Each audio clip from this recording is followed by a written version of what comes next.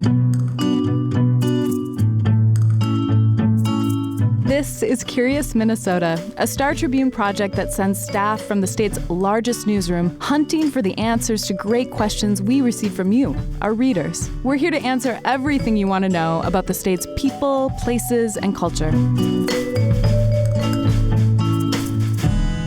Welcome to Curious Minnesota. I'm your host, Eric Roper.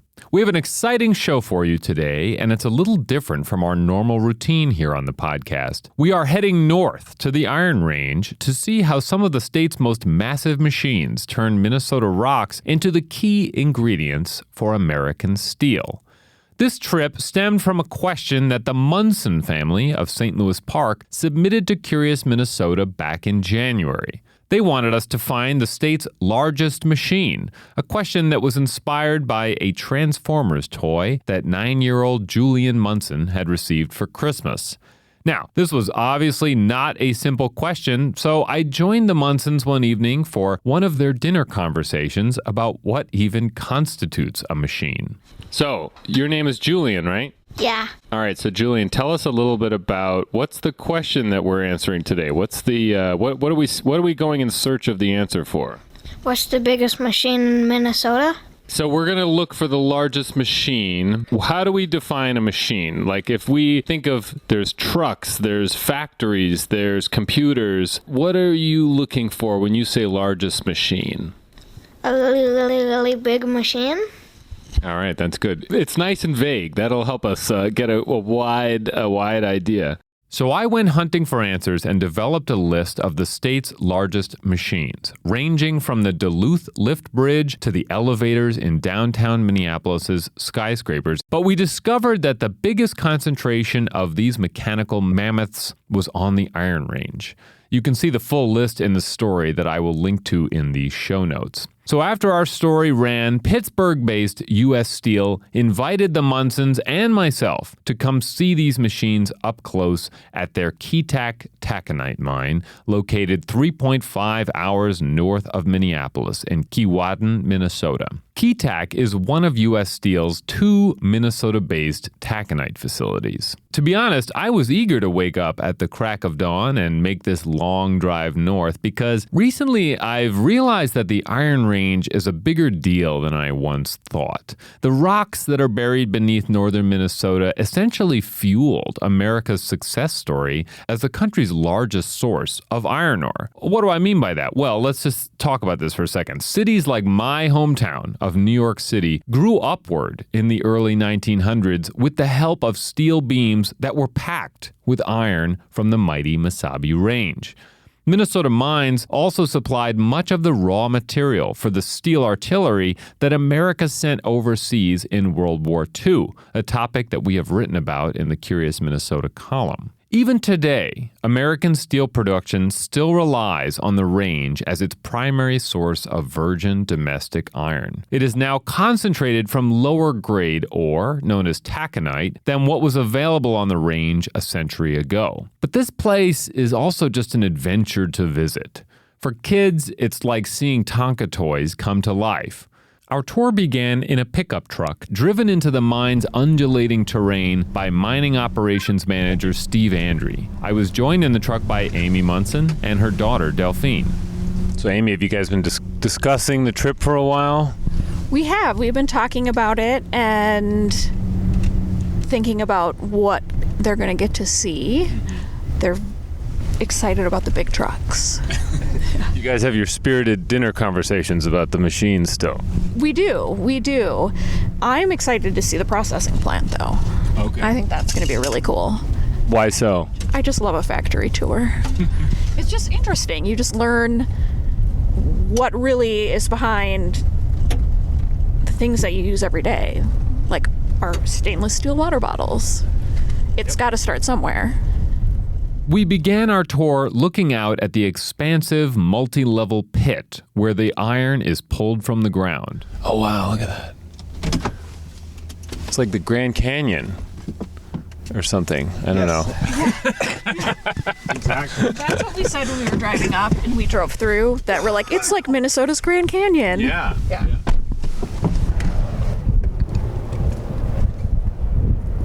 The land here is constantly changing as the mining follows the underground ore deposits. And one day, when the mine closes and they stop pumping groundwater, it will become a lake. Here's Steve Andry. Like when you work here, actually, you'll come and things will look different on Monday from when you left on Friday. So how does this work? Taconite mining begins with carefully orchestrated explosions, which occur roughly every week at Keetac. Tall drills excavate holes in neat rows, which we could see in the distance as we looked out over the pit. So you see straight below us there, you see all the little mounds in a row? That's a blast pattern. So each one of those holes is a drill hole. It's 16 inches in diameter and about 40 feet deep. Yep. And then we'll fill that with explosives, and then the top 15 to 20 feet gets filled with what we call stemming, which is rock that we put in to contain those explosives, because otherwise all the energy would just go up. Far in the distance were the behemoth trucks that the kids had been eager to see. Here's Julian Munson. They look like an ordinary truck from all the way over here. But we know that they're not. Yeah. The scale of these vehicles soon came into focus as we shuttled to one of the trucks, and Julian and his sister Delphine climbed up to the cab, 18 feet off the ground. What do you think of the truck, Delphine? What? What do you think of the truck? It's really big and cool. Is it as big as you imagined it would be? It's bigger. Feeding all these dump trucks are even larger excavators, which are the biggest portable machines on the range. Their immense size grew clear as we climbed the several-story staircase of the Komatsu PC7000 excavator, walking past 11-foot-tall tracks and the beefy hydraulic system that keep it moving. The other voice with me in this clip is Nathan Munson. We're past the second floor. Now we're going to the third floor of the excavator. Wow. Nathan, what do you think of this machine? It'd clean the driveway real fast. Sure, yeah, you'd probably get rid of your driveway real fast. Wow. This is massive. Just massive. The best spot to take pictures of the excavator was down below at the towering bucket, which takes so much abuse from chewing up the earth that its dinosaur-like teeth must regularly be replaced. This bucket has enough capacity to pick up the equivalent of 44 washing machines with each scoop. I talked about this with Mike Bach, who is Keetac's Director of Operational Readiness. And so this is the largest portable machine on site, right? Or these types of machines? Yes, this is our largest piece of mining equipment. Like I mentioned before, it's got a 44 cubic yard bucket on it, which is the biggest bucket on the Iron Range. And as far as productivity in tons per hour, it's the highest out of any piece of equipment we own. These machines work 24 hours a day, bringing ore from the pit to the pellet plant, which also runs continuously. So why is that? Well, it's partly because of their hefty price tag. The high-tech excavators and dump trucks cost about $10 million and $5 million, respectively. The truck tires alone cost roughly $40,000 a piece, and there are 6 of them per truck. So this runs 24 hours a day, they were saying? Yes, we run 24 hours a day, 7 days a week, 365. So what's going on here at like midnight? Hauling material. The shovels, the trucks, it's all still operating. Wow, and is that just because there's so much demand for it that it's more efficient to do it that way? It's more the capital, so all this equipment is extremely expensive, so you can't afford to have enough equipment to make your production in a 12-hour shift. You have to be utilizing all of that equipment as much as you can. Iron ore from the range is shipped by boat and train to steel mills around the country and beyond, where it is melted down to make steel. Now, in the early 20th century, iron-rich ore was so plentiful on the Iron Range that it could be shipped in its natural state to steel plants. Here is Mike Bach again, and it's worth pointing out that Mike's father is former state senator Tom Bach. There was very little processing that went on back then. They dug it out of the ground. It was hematite, which is natural ore, it's non-magnetic. It was 60+% iron right out of the ground. And as the amount of the hematite reserves waned, companies are trying to figure out, and the University of Minnesota, how are we going to continue iron mining? So as Mike mentioned there, that natural ore was eventually depleted under the intense demand of America's growth and the World War II, and that could have been the end of the story. But researchers found a way to concentrate the lower-grade taconite, which is roughly 20 to 30% iron, into a viable substitute for that natural ore. At Keetac, this happens at a large factory beside the pit, which contains the facility's most massive machines. Tim Kalish oversees the pellet plant, and he briefed our tour as we put on our safety gear. Keep your hands close to your body and try not to touch anything spinning. It's real. It can be dangerous, so. We soon understood what he meant as we gazed at a room full of rotating grinding mills that pulverize the ore into a powder. They do this by tumbling the ore with 5-inch steel balls and water inside a cylinder that is 27 feet in diameter.